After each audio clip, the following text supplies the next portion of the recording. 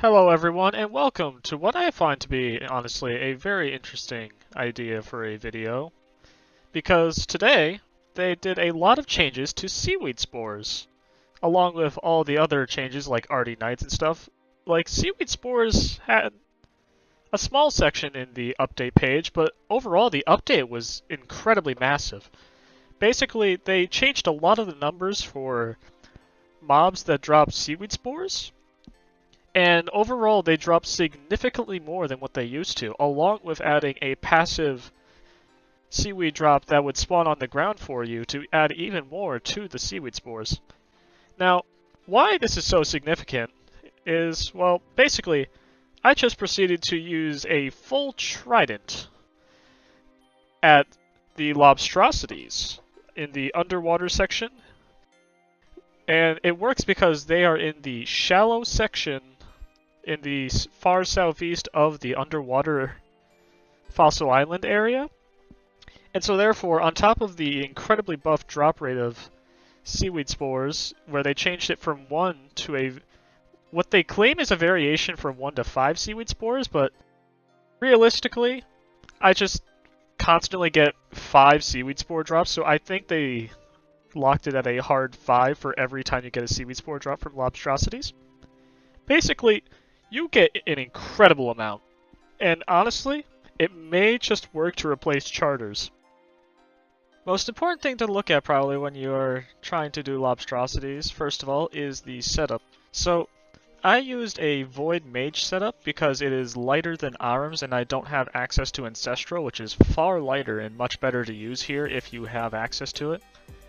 And basically, there's a couple things to note here. Herb Sack, they drop noted and unnoted herbs for some reason. I'm not entirely sure why, but they do, so make sure to bring your herb sack with you if you have it. Rune pouch for the random runes that they drop. They drop chaos runes, death runes, water runes. Yeah, they drop a couple of things. Oh yeah, and nature runes. People are probably going to question the graceful cape. And basically, that's because if you get too heavy while underwater, you stop being able to run. And basically, if you stop running, then obviously you're going to move a lot slower if you're trying to get the random seaweed spore spawns that will appear throughout your trip. And you notice I have no on-hand or off-hand. Basically, you can't have those equipped when you go underwater, so just have a trident in your inventory, and you can't have an offhand. It just won't let you. It'll say you can't swim. I tried it. It's right there. Now also, there are a lot of upgrades that I can do to this setup. I can switch out the Amulet of Glory for an Occult Necklace. I can get a Seer's Ring. And I can get a Trident of the Squeeze, all of which will give you much higher results than I got when I was doing my testing with a full Trident. So yeah. Oh yeah, don't forget to teleport. I personally prefer the Dig Site Pendant. It allows you to get back here and go straight into another seaweed run if you have a full inventory, and then just go straight back. It's completely your call on that though, just some sort of teleport out because it's a bit frustrating to get out. Alright, so now we should get into the actual killing of the lobstrosities, I suppose. On the right you see what I used to use for my inventory. I brought a full graceful switch in the thoughts that it would help me. And I also brought wizard boots, but I really prefer the flippers for their movement. And basically, yeah, you're kind of just tridenting them. I like using this specific tile on the far southeastern corner of this bubble for killing these because they seem to just not be able to hit you back and they get stuck on everything. And yeah, basically all you need to do is just click on the lobstrosities and stay within the bubble as much as possible. Make sure of course to pick up any loot that appears on the ground from the lobstrosities that you may want to take, and to immediately go back to your bubble afterwards. Now, seaweed spores also will spawn on the ground fairly frequently. I'd say on average when I was doing this, they spawned every 2 to 3 minutes, and they spawned in quantities of 1 to 3, but you have to be really careful because the seaweed spores will only stay on the ground for what seems like 15 to 30 seconds before they despawn. So it's kind of like bird nests in that sense, if you remember those.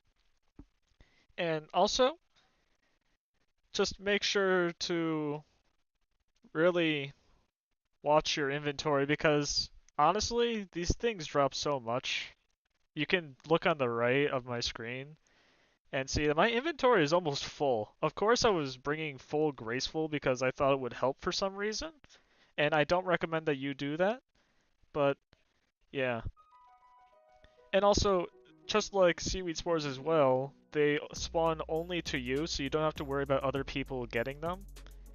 Other people will get their own spawns, and the seaweed spores will just be there for you. I believe there's a very minimal animation for when they spawn that you can try to notice, like a little bubble appearing on the ground.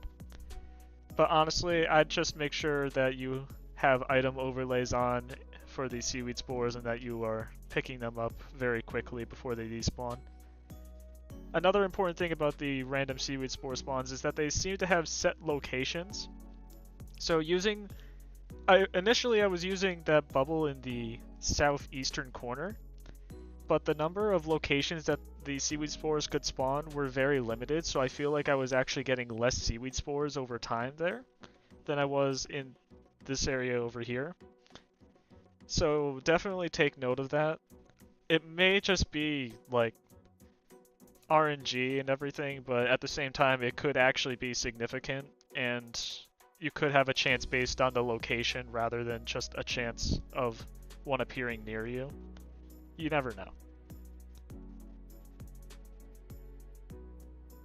Here you are actually going to see some seaweed spores spawning near me. Right there is a 3 spawn, and that was a random RNG spawn. It wasn't one that came from the lobstrosities. And like I said, you typically only have about 15 or so seconds to pick those up. So always just make sure to be watching those areas. Typically, if you're using this spot that I was in, there will be none that spawn to the south of you. So you typically just have to watch to the west and north of you. That's my best advice there. Now, I did this full trident at the lobstrosities, and I came across quite a decent amount of loot, I'd say. Especially, obviously, the seaweed spores. Basically, if you look at my invent right here, I got a lot of stuff. All of this came directly from the lobstrosities, not from anywhere else, including this giant seaweed right here, and the regular seaweed, along with 243 seaweed spores. Going more in depth, we have a couple of seeds. We have, in the herb sec actually, if we check this, a lot of rainars actually. And then there were also noted herbs on top of all of this. I find it kind of weird that they drop noted and unnoted herbs, actually.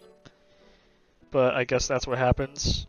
And apparently you need to take a herb sack there anyway, even though that's incredibly weird.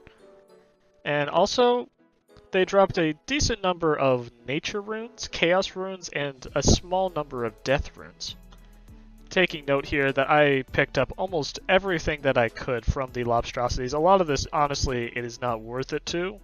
But, I mean, you can if you want to, because it doesn't require much inventory to have everything. You just slowly build up fossils over time, and fossils is a big part of this too, actually, because fossils will eventually build up to passive XP, which for Ironmen, I know typically like to put it into herblore or rune crafting, and that is honestly something that I'm probably going to do when I have enough fossils built up. So yeah.